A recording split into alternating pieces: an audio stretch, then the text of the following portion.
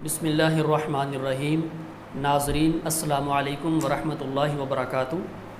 فہم حدیث کورس کا یہ ہمارا پہلا سیشن ہے۔ اس سے پہلے تعارفی کلاس ہماری ہو چکی ہے، تو اس پہلے سیشن میں ہم ڈسکس کریں گے کہ پانی کی اقسام کون کون سی ہیں اور ان کا حکم کیا ہے۔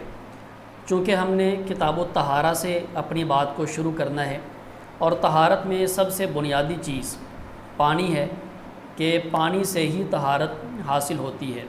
تو لہٰذا ہم سب سے پہلے پانی کی مختلف جو حیثیتیں ہیں، اقسام ہیں، ان پر بات کریں گے۔ تو پانی کی 5 قسمیں ہم پڑھیں گے آج کی کلاس میں۔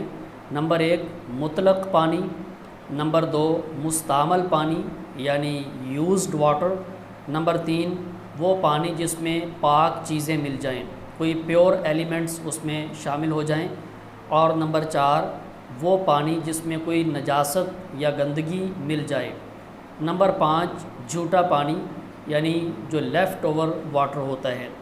تو پانچوں کی الگ الگ جو وضاحت ہے وہ آپ کے سامنے میں رکھ رہا ہوں۔ سب سے پہلے نمبر پہ ہے مطلق پانی۔ مطلق پانی سے مراد ہے کہ جو عام پانی ہے اسے مطلق پانی کہا جاتا ہے۔ تو مطلق پانی میں بارش کا پانی آتا ہے، برف کا پانی، اولوں کا پانی ہے، سمندر کا پانی ہے، آب زمزم ہے، اسی طرح متغیر پانی۔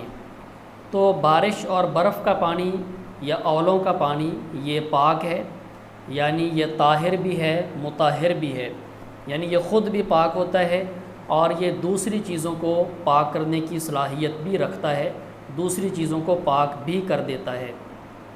اللہ تعالیٰ نے قرآن مجید میں ارشاد فرمایا ہے سورہ الفرقان کی آیت نمبر 48 میں، وَأَنزَلْنَا مِنَ السَّمَاءِ مَاءً طَهُورًا، کہ ہم نے آسمان سے پاک پانی اتارا ہے، مائے طہور۔ تو طہور کا معنی ہوتا ہے کہ جو خود بھی پاک ہو اور دوسری چیزوں کو پاک کرنے کی صلاحیت بھی رکھتا ہو۔ تو لہٰذا آسمان سے جو پانی اترے گا یعنی بارش کی صورت میں وہ پاک ہے۔ البتہ جو برف کا پانی ہے، اولوں کا پانی ہے، اس سے بھی طہارت اور پاکیزگی حاصل کی جا سکتی ہے۔ ایک بڑی مشہور حدیث ہے صحیح بخاری اور صحیح مسلم کی۔ صحیح بخاری کا حدیث نمبر 744 ہے اور صحیح مسلم کا حدیث نمبر 598 ہے کہ نبی علیہ الصلوۃ والسلام تکبیر تحریمہ کہنے کے بعد سورۃ فاتحہ پڑھنے سے پہلے کچھ دیر خاموش رہتے۔ تو آپ سے پوچھا گیا یا رسول اللہ آپ اس عرصے میں کیا پڑھتے ہیں، اس دورانیے میں کیا پڑھتے ہیں؟ تو آپ نے وہ مشہور دعا بتائی کہ اللہم باعد بینی و بین خطایای کما باعدت بین المشرق والمغرب۔ تو اس میں ایک جملہ ہے اللہم اغسل خطایای بالماء والثلج والبرد، کہ اے اللہ میرے گناہوں کو پانی کے ساتھ، برف کے ساتھ اور اولوں کے ساتھ دھو دے۔ تو گویا پانی کے ساتھ، اولوں کے ساتھ اور برف کے ساتھ گناہوں کو دھویا جا سکتا ہے، یعنی اس سے پاکیزگی حاصل کی جا سکتی ہے۔ تو اس حدیث کا مفہوم یا فہم یہ ہے کہ اگر کسی ایسی جگہ پر بندہ ہو کہ جہاں پر برف ہے یا اولے ہیں اور انہی کو پگھلا کر پانی حاصل کیا جائے گا تو اس پانی سے طہارت حاصل کی جا سکتی ہے، وضو اور غسل کیا جا سکتا ہے۔ دوسرے نمبر پہ ہے آب زمزم۔ تو آب زمزم بڑا ہی مبارک اور مقدس پانی ہے، بابرکت پانی ہے، تو اس سے بھی طہارت حاصل کی جا سکتی ہے، وضو کے لیے، غسل کے لیے استعمال کیا جا سکتا ہے۔ ہمارے ہاں بعض لوگ جب عمرہ کے لیے یا حج کے لیے جاتے ہیں تو وہاں جا کر یہ سوال پوچھتے ہیں کہ ہم زمزم کا پانی اپنے سر پہ ڈال سکتے ہیں یا جسم پہ ڈال سکتے ہیں، اس سے کپڑے دھو سکتے ہیں یا غسل کر سکتے ہیں؟ تو بالکل کر سکتے ہیں، اس میں کوئی حرج والی، کوئی گناہ والی بات نہیں ہے۔ حضرت علی رضی اللہ تعالیٰ عنہ کی روایت ہے کہ نبی کریم صلی اللہ علیہ وسلم نے ایک دفعہ زمزم کا، آب زمزم کا ڈول منگوایا اور اس کے ساتھ وضو کیا۔ تو یہ صحیح روایت ہے، یہ زوائد الامام احمد کی یہ روایت ہے، تو لہٰذا آپ نے وضو کیا۔ اور بھی بے شمار احادیث ہیں کہ جن میں آب زمزم سے وضو کرنے کا ذکر ملتا ہے۔ ویسے بھی آپ دیکھیں کہ جب یہ کنواں جاری ہوا، آب زمزم کا چشمہ جاری ہوا ہے، اس وقت مکہ میں جب حضرت اسماعیل اور حضرت ہاجرہ علیہم السلام تھے جن کے لیے اس کو جاری کیا گیا، تو وہاں پر پانی کا اور کوئی متبادل نہیں تھا، اس کے علاوہ کوئی چشمہ، کوئی اور ذریعہ نہیں تھا، تو وہ اپنی ساری ضروریات اسی پانی سے پورا کرتے تھے۔ تو آج بھی ایسے ہی ہے، تو لہٰذا اس میں حرج اور گناہ والی بات نہیں ہے۔ اسی طرح ایک ہوتا ہے متغیر پانی، یعنی وہ پانی کے جو مسلسل کھڑا رہنے کی وجہ سے تبدیل ہو جائے، اس کا رنگ بدل جاتا ہے، جیسے اس میں کائی آ جاتی ہے۔ جیسے ہمارے ہاں بعض اوقات جہاں کا پانی پینے کے لیے اچھا نہیں ہوتا، وہ کچھ دن آپ اس کو رکھیں کسی بوتل میں، کسی ٹب میں، تو وہ تھوڑا سا یلو سا ہو جاتا ہے، پڑا پڑا، تو وہ پانی پاک ہی ہوتا ہے، اس سے وضو کیا جا سکتا ہے، غسل کیا جا سکتا ہے، اس میں کوئی حرج والی ممانعت والی بات نہیں ہے۔ تو یہ ہے مطلق واٹر، تو یہ پاک ہوتا ہے، اس سے طہارت حاصل کی جا سکتی ہے۔ دوسرے نمبر پہ ہے مستعمل پانی، یعنی وہ پانی کہ جس کو ایک دفعہ وضو یا غسل کے لیے استعمال کیا جا چکا ہو۔ تو کیا استعمال ہونے سے پانی کا سٹیٹس بدل جاتا ہے یا وہ ویسا ہی رہتا ہے جیسا پہلے تھا؟ تو جو مستعمل پانی ہے، یوزڈ واٹر ہے، تو یہ پاک ہی رہتا ہے۔ یعنی جیسے مطلق واٹر ابھی آپ نے پڑھ لیا ہے، سن لیا ہے کہ وہ پاک ہوتا ہے، اسی طرح مستعمل پانی بھی پاک ہوتا ہے، اس سے طہارت حاصل کی جا سکتی ہے، دوبارہ بھی کی جا سکتی ہے۔ حضرت ربیع بنت معوذ رضی اللہ تعالی عنہ روایت کرتی ہیں، یہ سنن ابی داود کی روایت ہے، حدیث نمبر 120، اور جامع ترمذی کی روایت ہے 33 اور صحیح حدیث ہے کہ نبی علیہ السلام نے اپنے سر کا مسح اسی زائد پانی سے کیا جو آپ کے ہاتھوں میں موجود تھا۔ یعنی آپ نے پہلے اپنے بازو دھوئے اور بازو دھونے کے بعد دوبارہ سے نیا پانی نہیں لیا، بلکہ اسی پانی کے ساتھ آپ نے مسح کر لیا۔ تو گویا آپ نے یوزڈ واٹر جو مستعمل پانی تھا اس کے ساتھ سر کا مسح کر لیا۔ اگر وہ مستعمل پانی استعمال کرنا دوبارہ جائز نہ ہوتا تو آپ کبھی مسح نہ کرتے، تو لہٰذا یہ جائز ہے۔ اور صحیح مسلم کی ایک روایت ہے، حضرت عبداللہ ابن عباس رضی اللہ تعالی عنہما روایت کرتے ہیں کہ نبی کریم صلی اللہ علیہ وسلم اپنی زوجہ حضرت میمونہ رضی اللہ تعالی عنہ کے بچے ہوئے غسل کے پانی سے نہا لیا کرتے تھے۔ تو اس دور میں جیسے ٹب ہوتا تو حضرت میمونہ نے پہلے غسل کر لیا، اب ظاہر بات ہے کہ غسل کرتے ہوئے کوئی چھینٹیں، کوئی پانی کے قطرے اس ٹب میں گرتے ہیں، تو نبی علیہ السلام ان کے بعد آپ غسل فرما لیتے، تو اس میں حرج والی بات نہیں ہے۔ ہمارے ہاں جیسے بعض اوقات سوشل میڈیا پر اس طرح کی چیزیں آتی ہیں نا کہ آپ نے وضو کرنے کے بعد مسجد میں آ کر پانی کے قطرے نہیں گرانے بازو سے، داڑھی سے، تو یہ مکروہ ہے یا اس سے مسجد کا تقدس پامال ہوتا ہے، تو ایسا کچھ نہیں ہے۔ وہ پانی پاک ہے، وہ اس کا قطرہ مسجد میں گر جائے، صف پہ گر جائے، آپ کے کپڑوں پہ گر جائے، پانی میں گر جائے، نو پرابلم، اس میں کوئی حرج والی بات نہیں ہے۔ اسی طرح تیسرے نمبر پر وہ پانی ہے جس میں کوئی پاک چیز مل جائے، کوئی پیور ایلیمنٹ اس میں شامل ہو جائے، جیسے آٹا مل جائے، صابن مل جائے، زعفران، کلورین، کوئی ایسی چیز مل جاتی ہے، تو وہ پانی بھی پاک ہے۔ جب تک اس کا نام پانی ہے، اس کو پانی ہی کہا جاتا ہے، تو وہ پاک ہے، اس سے وضو غسل کیا جا سکتا ہے، اس سے طہارت حاصل کی جا سکتی ہے۔ اس کی دلیل صحیح بخاری کی روایت ہے، حدیث نمبر 1254 ہے۔ حضرت ام عطیہ رضی اللہ تعالی عنہ فرماتی ہیں کہ ہم نبی علیہ السلام کی بیٹی کو غسل دے رہی تھیں، ہم خواتین، نبی علیہ السلام کی بیٹی حضرت زینب کی وفات ہوئی، تو خواتین ان کو غسل دے رہی تھیں کہ نبی علیہ السلام تشریف لائے اور آپ نے فرمایا کہ 3 مرتبہ یا 5 مرتبہ غسل دینا، یا اس سے بھی زیادہ مرتبہ، اگر تم سمجھتی ہو کہ ابھی اور ضرورت ہے تو 5 مرتبہ سے زیادہ بھی غسل دے سکتی ہو۔ اور آپ نے کیا فرمایا؟ پانی اور بیری کے پتوں کے ساتھ، اور آخر میں کافور بھی استعمال کرنا، یعنی پانی میں بیری کے پتے اس دور میں شامل کیے جاتے اور اس کو ذرا گرم کیا جاتا تو بیری کے پتوں کا اثر پانی میں آ جاتا، تو اس سے ڈیفینیٹلی پانی کا رنگ بھی بدل جاتا، پانی کا ذائقہ بھی بدل جاتا، ایک پاک ایلیمنٹ اس میں شامل ہو چکا ہے، لیکن اس کے ساتھ میت کو غسل دیا جاتا، یعنی میت کو پاک کیا جاتا، اسے طہارت دی جاتی۔ اور آپ نے کیا فرمایا کہ آخر میں کافور بھی استعمال کرنا، اور آپ جانتے ہیں کہ میت کو جو کافور اس کے لیے استعمال کی جاتی ہے اس کے دو طریقے ہیں۔ ایک تو یہ کہ اس کو ڈائریکٹ اس کے کفن پر یا جسم پہ لگا دی جائے، دوسرا یہ ہے کہ پانی میں ملا دی جائے اور اس پانی سے غسل دے دیا جائے۔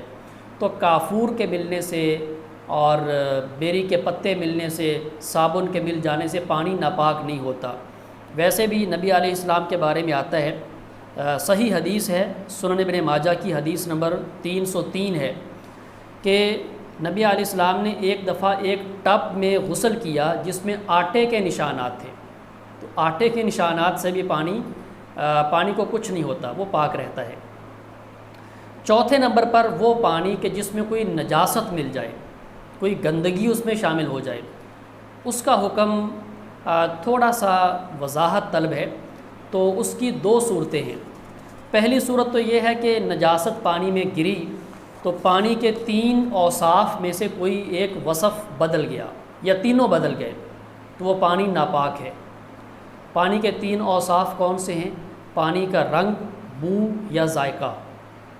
پانی کا رنگ بدل گیا نجاست کے گرنے سے، یا پانی کی جو بو ہے یعنی کہ پانی میں سے اسمیل آنا شروع ہو گئی، یا پانی کا ذائقہ بدل گیا۔ تو اگر تینوں میں سے کوئی ایک وصف یا تینوں تبدیل ہو جائیں تو پانی نجس ہے، ناپاک ہے، اس سے طہارت حاصل نہیں ہو سکتی۔ دلیل اس کی ہے سنن ابن ماجہ کی روایت نمبر 521۔ حضرت ابو امامہ باہلی رضی اللہ تعالی عنہ روایت کرتے ہیں کہ نبی علیہ السلام نے فرمایا، یقیناً پانی کو کوئی چیز ناپاک نہیں کرتی الا یہ کہ پانی پر اس ناپاک چیز کی بو، ذائقہ یا رنگ غالب آ جائے تو پھر وہ ناپاک ہو جائے گا۔ تو لہٰذا جب گندگی پانی پر غالب آ جائے گی اور پانی کا کوئی وصف تبدیل ہو جائے گا تو پانی ناپاک ہے۔ دوسری صورت یہ ہے کہ نجاست سے پانی کا رنگ، بو یا ذائقے سے کوئی چیز تبدیل نہیں ہوئی، نجاست اور گندگی گری تو ہے پانی میں لیکن پانی کو فرق نہیں پڑا، پانی کا نہ رنگ بدلا ہے، نہ بو، نہ ذائقہ، کچھ اس میں تبدیلی واقع نہیں ہوئی۔ تو اس صورت میں اگر تو پانی زیادہ ہے تو وہ پاک ہے، اس سے طہارت حاصل کی جا سکتی ہے، اس سے وضو اور غسل کیا جا سکتا ہے، یعنی پانی اگر زیادہ ہے۔ دلیل اس کی کیا ہے؟ یہ سنن ترمذی کی روایت ہے، حدیث نمبر 66 ہے۔ حضرت ابو سعید خدری رضی اللہ عنہ فرماتے ہیں کہ نبی علیہ السلام سے بیر بزاع کے بارے میں پوچھا گیا۔ یہ مدینہ میں ایک کنواں تھا جس کا نام تھا بیر بزاع، اور یہ ذرا نشیب میں تھا۔ جب بارش آتی، ہوائیں چلتی تو آس پاس کی گندگی وغیرہ اڑ کر، بہہ کر اس میں آ کر گر جاتی۔ تو نبی علیہ السلام سے پوچھا گیا کہ کیا ہم اس سے وضو کر سکتے ہیں، اس کنویں کے پانی سے، جب کہ اس میں اس طرح کی چیزیں آ کر گرتی رہتی ہیں؟ تو آپ نے فرمایا پانی پاک ہے، اسے کوئی چیز ناپاک نہیں کرتی۔ تو وہ چونکہ پانی زیادہ تھا، بیر بزاع کا پانی زیادہ تھا، مائع کثیر تھا، تو لہٰذا اس کا حکم کیا تھا کہ وہ پاک رہا۔ اس میں اگرچہ غلاظت وغیرہ گری اور اس کا کوئی وصف تبدیل نہیں ہوا، یعنی پانی پر وہ نجاست غالب نہیں آ سکی، تو وہ پاک رہا۔ اور اگر وہ پانی کی مقدار کم ہے تو نجاست کے گرنے سے ہی پانی ناپاک ہو جائے گا۔ تو کم اور زیادہ کا فرق ہمیں کیسے پتہ چلے گا؟ اس کے لیے ایک حدیث ہے، یہ سنن نبی داود کی حدیث نمبر 33 ہے اور سنن ترمذی کی حدیث نمبر 67 ہے کہ حضرت عبداللہ ابن عمر رضی اللہ تعالی عنہما روایت کرتے ہیں کہ نبی علیہ السلام سے پوچھا گیا ان حوضوں کے بارے میں، تالابوں کے بارے میں جو صحراؤں میں ہوتے ہیں، میدانوں میں ہوتے ہیں، کہ وہاں پر مویشی آتے ہیں، درندے آتے ہیں، پانی پیتے ہیں، تو گندگی وغیرہ بھی ان میں آ کر گر جاتی ہے۔ تو آپ نے کیا فرمایا؟ جب پانی 2 بڑے مٹکوں کے برابر ہو تو اسے کوئی چیز ناپاک نہیں کرتی۔ جب پانی 2 بڑے مٹکوں کے برابر ہو، اس کے لیے قلہ کا لفظ استعمال کیا گیا حدیث میں، اذا کان الماء قلتین لم یحمل الخبث وفی روایت لم ینجس۔ اس حدیث سے پتہ چلا کہ اگر پانی 2 مٹکوں کے برابر ہو تو پھر وہ ناپاک نہیں ہوتا محض نجاست کے گرنے سے۔ اور یہ جو مٹکے ہیں یہ تقریباً 210 لیٹر پانی بنتا ہے۔ 210 لیٹر ایک گویا کہ حد ہے، لمٹ ہے۔ اگر پانی اس سے کم ہے تو وہ تھوڑا پانی ہے، وہ نجاست کے گرنے سے ہی ناپاک ہو جائے گا۔ اگر پانی اس سے زیادہ ہے تو وہ مائع کثیر ہے، وہ زیادہ پانی ہے، وہ نجاست کے گرنے سے ہی ناپاک نہیں ہوگا۔ ہاں وہ اس وقت ناپاک ہوگا جب اس کا رنگ، اس کی بو یا ذائقہ بدل جائے گا۔ تو یہ تھوڑی سی وضاحت ہے کہ جب پانی میں کوئی ناپاک چیز گرتی ہے تو اس کا حکم کیا ہے۔ 5ویں نمبر پہ ہے جھوٹا پانی، جو لیفٹ اوور واٹر ہے، اس کا حکم کیا ہے۔ تو اب دیکھیں کہ مختلف چیزوں کا جھوٹا پانی ہو سکتا ہے، انسان کا ہو سکتا ہے، حلال جانوروں کا ہو سکتا ہے، حرام جانوروں کا ہو سکتا ہے، کتے اور خنزیر کا ہو سکتا ہے، تو سب کا الگ الگ حکم ہے۔ تو انسان کا جھوٹا پانی پاک ہوتا ہے۔ انسان خواہ مسلمان ہے، کافر ہے، جنبی ہے، عورت ماہواری میں ہے، بچہ ہے، بوڑھا ہے، پانی انسان کا جھوٹا پاک ہوتا ہے۔ جو قرآن پاک میں آتا ہے نا کہ مشرک نجس ہوتے ہیں، ناپاک ہوتے ہیں، تو وہ وہاں پر ان کی معنوی اور باطنی نجاست کی بات ہو رہی ہے۔ یعنی مشرکین کا عقیدہ نجس ہوتا ہے، ان کے اندر جو عقائد ہیں، خیالات ہیں، وہ ناپاک ہیں، نجس ہیں، تو وہاں پر ان کی بدنی نجاست کی بات نہیں ہو رہی۔ تو آدمی کا یا انسان کا جھوٹا پانی کیا ہے؟ پاک ہے۔ خواہ انسان جنبی ہے یعنی اسے غسل کی ضرورت ہے، خواہ عورت ماہواری میں ہے یعنی وہ ناپاکی کے ایام میں ہے۔ حضرت عائشہ رضی اللہ عنہ کی روایت ہے، صحیح مسلم کی یہ روایت ہے کہ وہ فرماتی کہ میں ایام کے دوران میں پانی پی کر نبی علیہ السلام کو پکڑا دیتی تو آپ اپنا منہ میرے منہ کی جگہ پر رکھ کر پانی پیتے، اسی جگہ پر۔ تو یہ ایک تو نبی علیہ السلام کی سیدہ کے ساتھ محبت ہے، اور دوسرا یہ ہے کہ پانی ناپاک نہیں ہوتا، وہ کوئی بھی انسان پی لے، خواہ وہ مسلمان پی لے یا کافر پی لے۔ تو ہمارے ہاں جو غیر مسلموں کے برتن الگ کر دینے کا رواج ہے نا، تو یہ کوئی اسلامی رواج نہیں ہے، یہ کوئی شریعت کی تعلیم نہیں ہے۔ ہاں اگر کسی غیر مسلم نے شراب پی ہوئی ہے یا کوئی ایسی ویسی چیز کھائی ہوئی ہے اور وہ اس کے اثرات اس کے منہ میں ہیں تو وہ ایک الگ بات ہے، یعنی کہ انسان کا لعاب یہ نجس نہیں ہے، ہاں کوئی اور چیز آ کر اس کو نجس کر سکتی ہے۔ تو اس لیے برتن الگ کرنا یا گناہ سمجھنا یا ان کے جھوٹے پانی کو نجس اور ناپاک خیال کرنا تو یہ اسلامی تعلیمات نہیں ہے۔ اس کی دیکھیں سب سے واضح دلیل کیا ہے کہ قرآن پاک میں اللہ تعالیٰ نے اہل کتاب کی عورتوں کے ساتھ مسلمان کو نکاح کرنے کی اجازت دی ہے۔